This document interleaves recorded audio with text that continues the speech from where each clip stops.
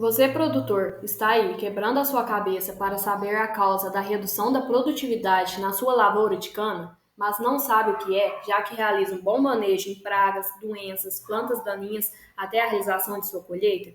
Continue assistindo esse vídeo, porque hoje Brenda, Laura, Maria Vitória, João Gabriel, Pedro Lucas e eu, Ana Clara Pinheiro, vamos comentar sobre a questão da mecanização agrícola e como que ela pode ocasionar a compactação. Talvez o seu problema seja esse. E antes da gente começar com a introdução, eu queria mostrar para você aqui os tópicos que a gente vai estar trabalhando durante essa apresentação, tá?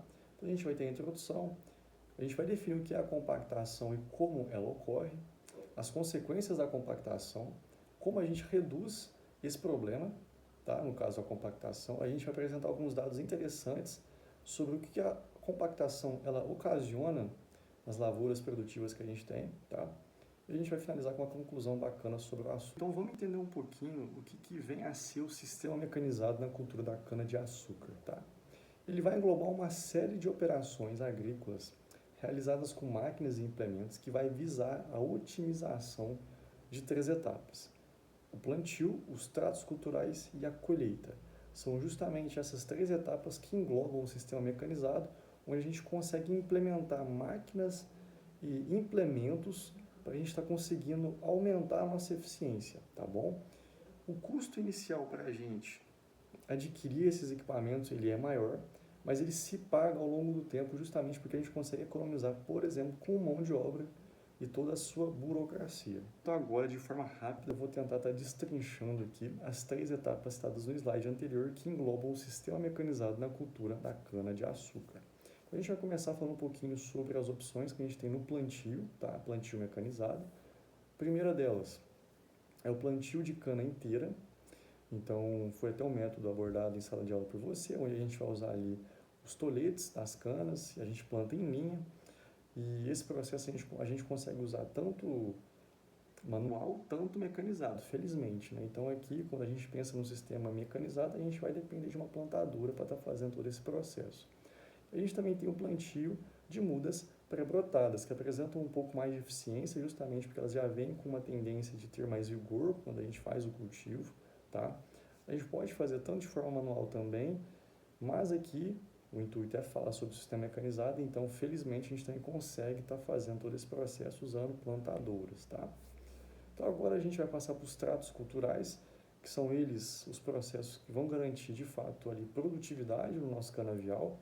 Então a gente consegue fazer tanto a adubação, tanto as pulverizações, tanto também o controle de plantas daninhas, tudo de forma mecanizada. E isso é muito bom, porque as indústrias, na verdade, as indústrias, né, que de fato ali têm as maiores áreas de cana, elas conseguem fazer ali esse processo de forma todo mecanizado, o que vai estar facilitando o processo e garantindo, como eu comentei anteriormente, produtividade. Então, a adubação a gente pode estar usando distribuidores acoplados nos tratores, pulverizações a gente pode estar usando também tratores ou autopropelidos, tá?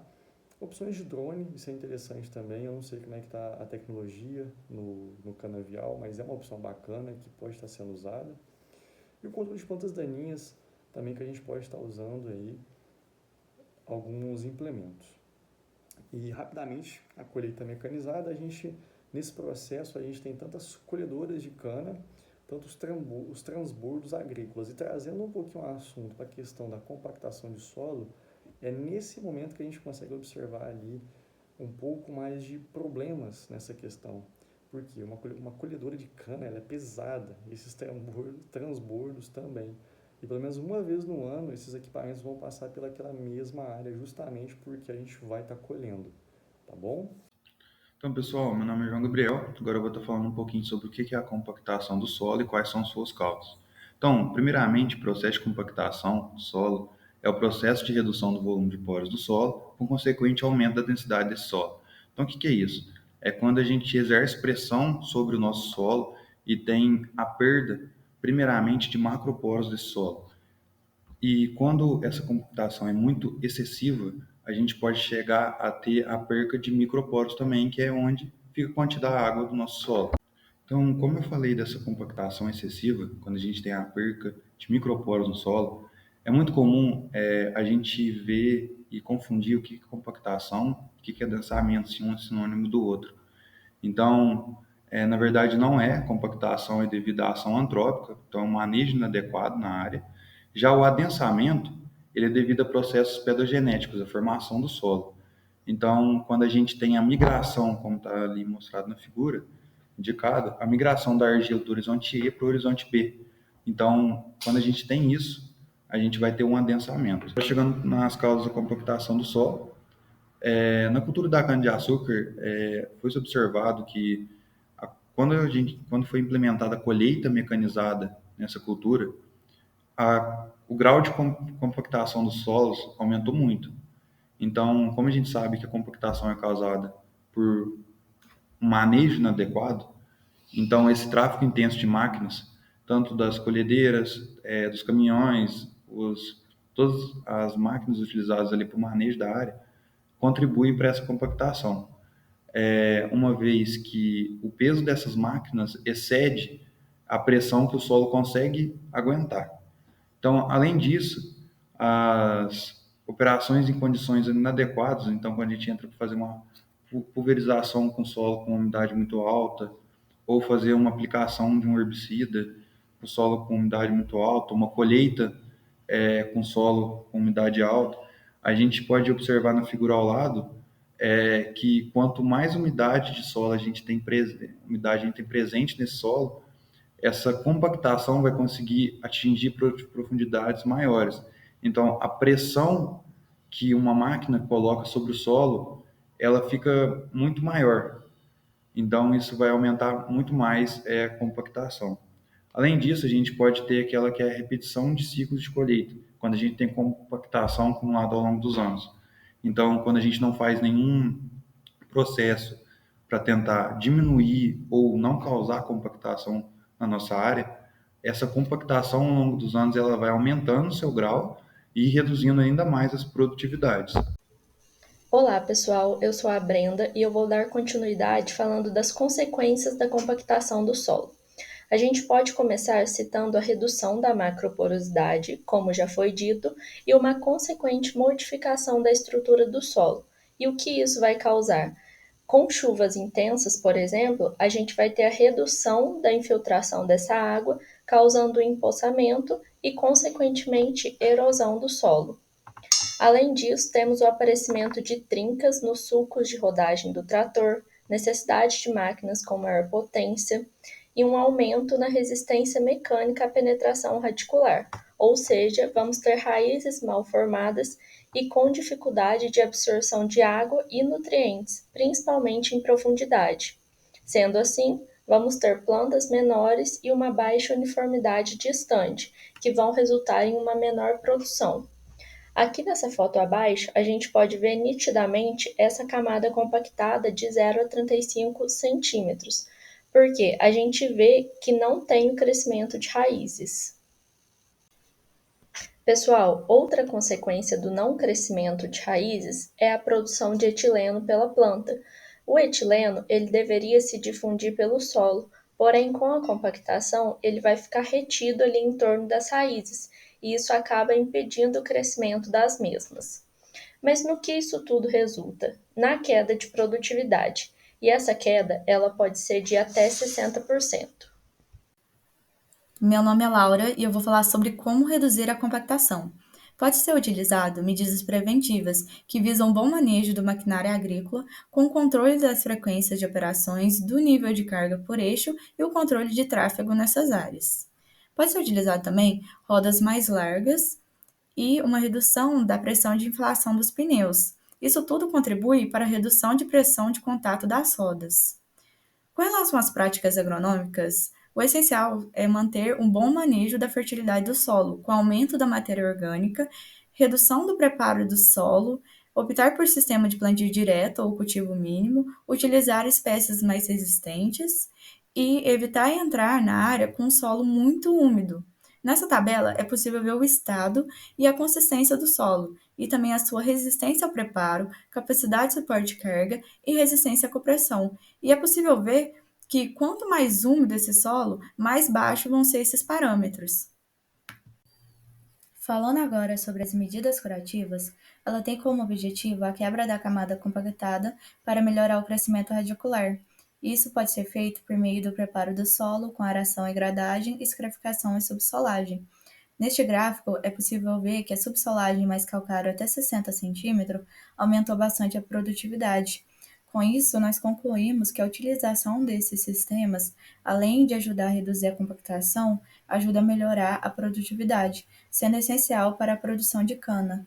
Outro intuito da medida curativa é a criação de poros, por meio da ação de raízes de plantas que estão mais adaptadas a ambientes compactados. E isso pode ser feito por meio da rotação, sucessão e consórcio de culturas. Um exemplo nessa imagem é a reforma de um canavial utilizando a rotação de cultura entre soja e cana. Como a Laura já falou agora há pouco sobre a questão de controle de tráfego, agora eu vou exemplificar melhor sobre essa prática, porque ela pode reduzir drasticamente a sua compactação. É uma prática bastante fácil. Consiste desde lá do preparo do solo, plantio, entrada para aplicações e realização da colheita, deixar uma rodagem única para a passagem desses maquinários.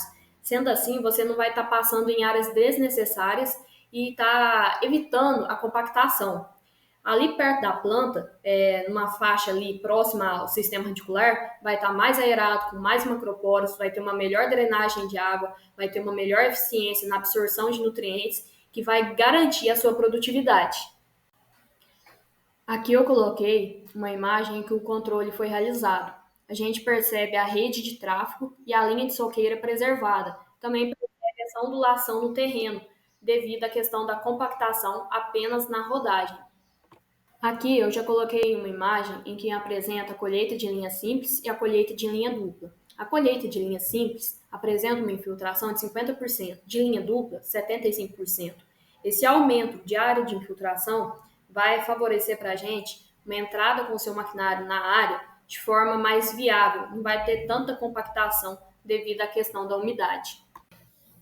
Olá pessoal, meu nome é Maria Vitória e agora eu vou acrescentar no trabalho trazendo alguns trabalhos já publicados, né? Esse que eu trouxe se chama Qualidade Física do Solo e Produtividade da Cana-de-Açúcar com o uso da escarificação entre linhas de plantio.